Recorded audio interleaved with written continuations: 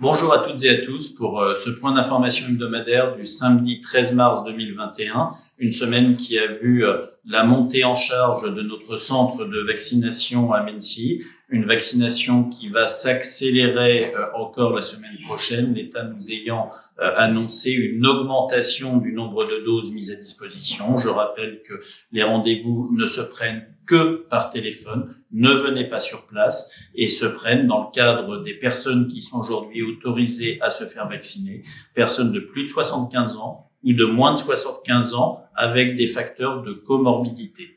Nous venons ici, dans cette salle des mariages, de terminer il y a quelques minutes notre conseil municipal, un conseil municipal marqué par toute une série de délibérations. Tout d'abord, le débat d'orientation budgétaire qui précède d'un mois le vote du budget de la commune. Un budget qui, cette année, va être marqué par 3 caractéristiques. La première, une stabilité des taux de fiscalité qui n'augmenteront pas.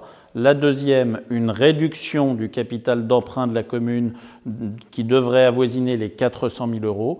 Et la troisième, c'est un investissement encore cette année extrêmement important avec le paiement de la fin des travaux de l'avenue d'Arblay, avec les travaux de la Grange rue de Milly qui vont accueillir un poste de police municipale, un centre de supervision urbaine, des locaux administratifs, avec la rénovation complète du gymnase René Guiton ou encore le démarrage des travaux, rénovation et d'agrandissement de notre théâtre. Ce conseil municipal a aussi vu le vote de très nombreuses demandes de subventions.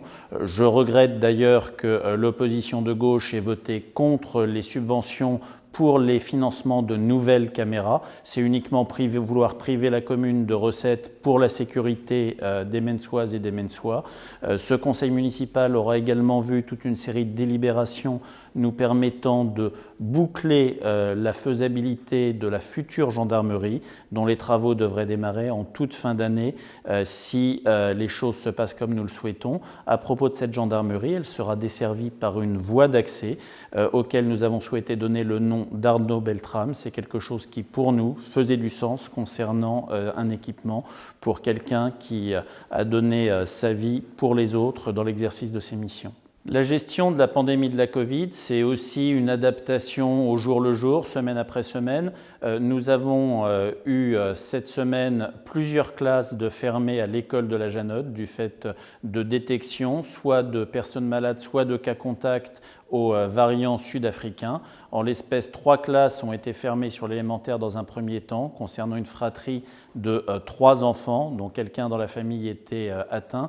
Une 4e classe a été fermée en élémentaire du fait de cas contacts. Nous avons eu une fermeture d'une classe tout d'abord en milieu de semaine sur l'école maternelle de la Janotte et l'ensemble des enseignants ayant été détectés cas contact, l'éducation nationale a été contrainte jeudi soir de décider la fermeture de l'école maternelle ce vendredi matin. Normalement, nous devrions avoir, mais l'éducation nationale aura informé individuellement l'ensemble des familles au travers de Classroom, nous devrions avoir lundi un minimum de 2 enseignants qui auront été réaffectés par l'éducation nationale pour pouvoir accueillir vos enfants. Le 8 mars dernier se tenait la Journée internationale des droits de la femme.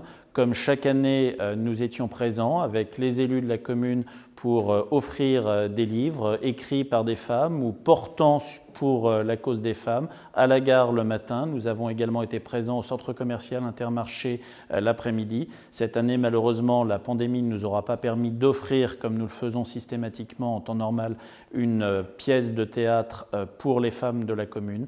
J'ai aucun doute que c'est quelque chose qui se fera en 2022 et en tout état de cause, ce combat est quelque chose sur lequel nous sommes extrêmement impliqués. Je rappelle que nous avons désigné une élue en charge de ces sujets et été l'une des premières communes de l'Essonne au mois de décembre dernier à signer une charte en ce sens. Comme chaque année, aux côtés des familles et des associations du souvenir patriotique, les élus de la commune étaient présents ce vendredi 12 mars au matin au cimetière de Mennecy pour rendre hommage à 2 Menneçois qui ont donné leur vie lors de la guerre d'Algérie, Jacques Duliba et Jacques Longueville. C'est un devoir de mémoire, un devoir de reconnaissance face au sacrifice. Et chaque année, eh bien, c'est un moment important, un moment de partage, un moment de recueillement auquel nous sommes très attachés. Comme tous les ans, en ce 12 mars, Nous honorons la mémoire de nos deux camarades, Jacques Dulibat et Jacques Longueville, morts pour la France en Algérie. Ils ont donné leur vie en accomplissant leur devoir. En saluant leur mémoire, dans la simplicité, le recueillement et la dignité, comme nous le faisons chaque année, nous leur rendons hommage à hauteur de leur sacrifice. La flamme du souvenir ne doit jamais s'éteindre. C'est pourquoi nous ne les oublions pas et nous formulons le souhait que la France maintienne pour toujours une paix durable afin de préserver l'avenir des générations futures. Je vais maintenant donner la parole à Nicole Passefort, présidente de Mency-GR, qui va nous parler de la vie, de l'adaptation de ce club à cette période de crise. Bonjour, Nicole Passefort, présidente de Mency Gymnastique Rythmique. L'association actuellement comporte 195 élèves, un petit peu moins que l'année dernière, aux alentours de 20% en moins. Nous avons subi les suites de la crise sanitaire, mais le moral y est et nous allons travailler pour que ça continue à augmenter. La section compétition fonctionne, la section loisirs aussi, et les bébés sont toujours très présentes quand le gymnase fonctionne. Nous avons cette année nous avions eu le désir de souffler les 40 bougies de l'association. Ça me paraît un petit peu compromis avant le mois de juin. Nous verrons ça peut-être cet automne, l'espoir fait vivre. Et puis sinon, écoutez, vraiment pas de problème, sauf que on n'a plus de gymnase. Les arrêts ont été très très répétitifs cette année. Et pour ce faire, je pense que les entraîneurs, l'équipe technique, a vraiment essayé au maximum d'aider les enfants à garder le lien social très important, aussi bien en performance sportive que surtout le contact avec les petites. Ça nous manque énormément.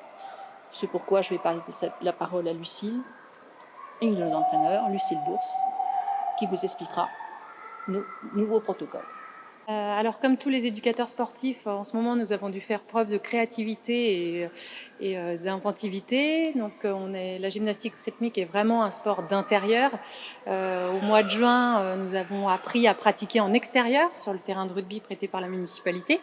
Et puis depuis le second confinement, on a mis en place des cours en visio à raison d'une séance par cours par semaine, pour permettre à toutes les filles du club de continuer leur pratique. Quand on pratique habituellement dans un gymnase, c'est un petit peu moins facile de s'entraîner dans son salon, mais les entraîneurs mettent tout en pratique pour qu'on puisse poursuivre l'aventure GR, même à la maison. Je vous souhaite à toutes et tous un très bon week-end et une très belle semaine.